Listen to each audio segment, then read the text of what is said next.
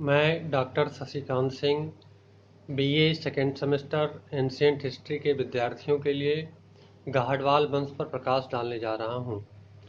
सबसे पहले हम लोग गाहड़वाल वंश के ऐतिहासिक स्रोतों की चर्चा करेंगे।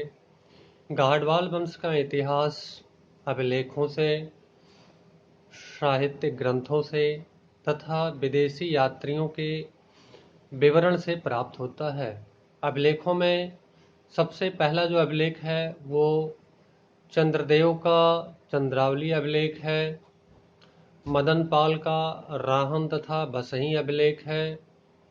गोविंद चंद का वाराणसी तथा कमौली से प्राप्त अभिलेख है। गोविंद चंद का ही लार देवरिया क्षेत्र से प्राप्त अभिलेख है तथा कुमार देवी का सारनाथ अभिलेख प्रमुख है।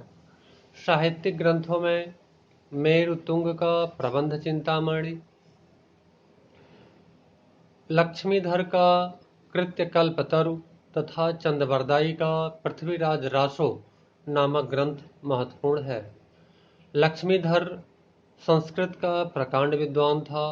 वह गाहड़वाल वंश के राज दरबार में निवास करता था। इसका ग्रंथ कृत्यकल्पतरु वो राजनीति और विधि विषय पर आधारित है। इससे हमें इस काल के बारे में काफ़ी कुछ पता चलता है। मुस्लिम लेखकों के विवरण में फरिश्ता और हसन निजामी का विवरण उल्लेखनीय है। फरिश्ता जयचंद की सैनिक शक्ति का विवरण देता है, जबकि हसन निजामी के विवरण से जयचंद और मोहम्मद गोरी के बीच हुए संघर्ष के बारे में पता चलता है। इन ऐतिहासिक स्रोतों से हमें ये जानकारी मिलती है कि 1090 ईस्वी के लगभग कन्नौज को अपनी सत्ता का केंद्र बनाकर चंद्रदेव ने उसके आसपास गाहड़वाल साम्राज्य की नींव डाली। उसके साम्राज्य में काशी, कोसल, कन्नौज और इंद्रप्रस्थ के क्षेत्र सम्मिलित थे। चंद्रदेव के पूर्वजों के बारे में हमें अभिलेखों से पता चलता है। इसमें दो व्यक्तियों के नाम आते हैं, यशोविग्रह और महीचंद्र। यशोविग्रह संभवतः कलचुर राजाओं के अधीन अधिकारी था, जबकि चंद्रदेव के पिता का नाम महीचंद्र मिलता है। गाहड़वाल वंश में दो राजा उल्लेखनीय हैं, गोविंद चंद और जयचंद। अब हम गोविंद चंद के बारे में बताना चाहेंगे आप लोगों को। गोविंद चंद, जिसका शासनकाल 1113 ईस्वी से प्रारंभ होता है और 1154 ईस्वी तक यह शासन करता है। यह इस वंश का सबसे प्रतापी राजा था। अपने समकालीन सभी राजाओं को पराजित कर इसने चतुर्दिक अपने साम्राज्य का विस्तार किया। इसने अश्वपथ, गजपथ, नरपथ और राज त्रयाधिपति की उपाधि धारण की। प्रोफेसर मिरासी का कथन है कि यह उपाधि पहले कलचुर राजा धारण करते थे। तो जाहिर सी बात है, कलचुरियों को उसने पराजित किया होगा। इसके बाद इस उपाधि का उसने अपने लिए प्रयोग किया होगा। जैसा कि हम जानते हैं, प्रतिहार वंश अपनी अश्व सेना के लिए, कलिंग अपनी गज सेना के लिए और पूर्वी भारत के राजाओं की उपाधि नरपथ होती थी। तो इन सब को पराजित कर गोविंद चंद ने काफी यश प्राप्त किया होगा। गोविंद चंद के सैनिक अभियान की अगली कड़ी में पालों का नाम आता है। गोविंद चंद के अभिलेख हमें बिहार के मानेर से और देवरिया के लार क्षेत्र से मिलते हैं, जिससे यह पता चलता है कि गोविंद चंद ने मगध और उसके आसपास के क्षेत्रों को जीता था।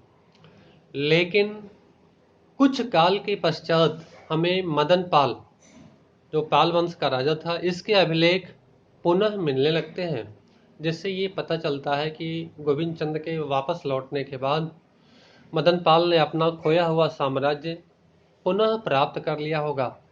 या यह भी हो सकता है कि गोविंद चंद ने पालों से मित्रता कर ली हो। क्यों? क्योंकि उसकी रानी कुमार देवी पाल वंश की राजकुमारी थी। इसके बाद गोविंद चंद का चंदेलों से भी युद्ध हुआ। कानपुर के समीप स्थित छतरपुर चंदेलों के अधीन था। गोविंद चंद ने छतरपुर की विजय की, इसका उल्लेख उसके अभिलेख में मिलता है। लेकिन कालांतर में हमें चंदेलों के अभिलेख पुनः छतरपुर से मिलने लगते हैं, जिससे यह पता चलता है कि चंदेलों ने अपने इस क्षेत्र पर पुनः अधिकार कर लिया। गोविंद चंद का समकालीन चंदेल शासक जय वर्मा था। इसके बाद गोविंद चंद का अगला सैनिक अभियान पूर्वी मालवा पर हुआ। पूर्वी मालवा को दसारण कहते थे। इस समय यहाँ परमार वंश का राज्य था। उसका समकालीन परमार शासक यशो बर्मन था। जयचंद के रंभा मंजरी नाटक से पता चलता है कि गोविंद चंद ने दसारण यशो बर्मन से छीन लिया था और इसी समय उसे इस विजय दिवस पर ही एक पौत्र उत्पन्न हुआ और उसका नाम जयचंद रखा गया। जयचंद के बारे में आप लोग काफ़ी किंवदंतियों और कथाओं में भी सुने होंगे, ऐतिहासिक स्रोतों में भी इसका उल्लेख मिलता है। परंतु यहाँ एक चीज़ हमें यह ध्यान देने के लिए जरूरी है कि मालवा या दसारण की विजय करने के लिए जयचंद को मालवा या दसारण की विजय करने के लिए गोविंद चंद को चंदेल राज्य से होकर जाना पड़ा होगा।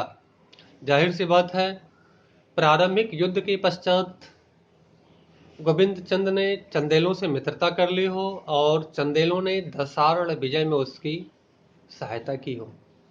तो इस तरह से उसके सैनिक अभियानों में आप देखिए, उसने कलचुरियों से के साथ युद्ध किया, पालों के साथ युद्ध किया, चंदेलों के साथ युद्ध किया और परमार वंश के साथ युद्ध किया। कहने का मतलब यह है कि अपने समकालीन जितने भी चतुर्दिक शक्तिशाली शासक थे, सबके साथ उसने जो है सैनिक अभियान किया और इस अभियान में उसे सफलता प्राप्त हुई। न केवल वह सैनिक अभियानों में ही दक्ष था, योग्य सैनिक था, बल्कि कुशल कूटनीतिज्ञ भी था, जैसा कि हमें विभिन्न स्रोतों से पता चलता है। जैसे एक विद्वान का नाम मिलता है डॉक्टर यत्सी रे। उनका मत है कि गोविंद चंद चोलों का मित्र था और उनके इस मत का आधार गंगई कोंड चोलपुरम का एक अभिलेख है। इस अभिलेख में गोविंद चंद के दो पूर्वजों का नाम मिलता है, यशो विग्रह और महीचंद्र। तो जिससे यह पता चलता है कि गोविंद चंद जब चोल राज्य गया होगा तो उसी अवसर पर चोलों ने इस अभिलेख को उत्कीर्ण करवाया होगा। इसके बाद प्रबंध चिंतामणि नामक ग्रंथ से पता चलता है कि गोविंद चंद चालुक्य राजाओं का भी मित्र था। उसका समकालीन चालुक्य राजा जय सिंह सिद्धराज था। इस ग्रंथ में उल्लेख मिलता है कि उसने काशी नरेश की राजसभा में एक दूत मंडल भेजा था और उसका समकालीन काशी का राजा गोविंद चंद ही था। और तो इससे यह पता चलता है कि गोविंद चंद उसका मित्र रहा होगा, तभी उसके काल में एक दूत मंडल चालुक्य राज्य से गया होगा। इसी तरह से राजतरंगिणी का कथन है कि कश्मीर नरेश जय सिंह की कन्नौज नरेश गोविंद चंद के साथ मित्रता थी। इस प्रकार हम देखते हैं कि मैत्री संबंधों के द्वारा और सैनिक अभियानों के द्वारा उसने अपना साम्राज्य काफी विस्तृत कर लिया था।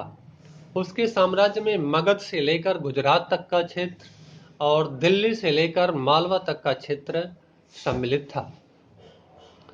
उसके अधीन राजवंशों में 3 वंशों का नाम विशेष रूप से उल्लेखनीय है। दिल्ली का तोमर वंश, बदायूं का राष्ट्रकूट वंश और कान्यकुब्ज का गाधिपुराधिपत गोपाल वंश।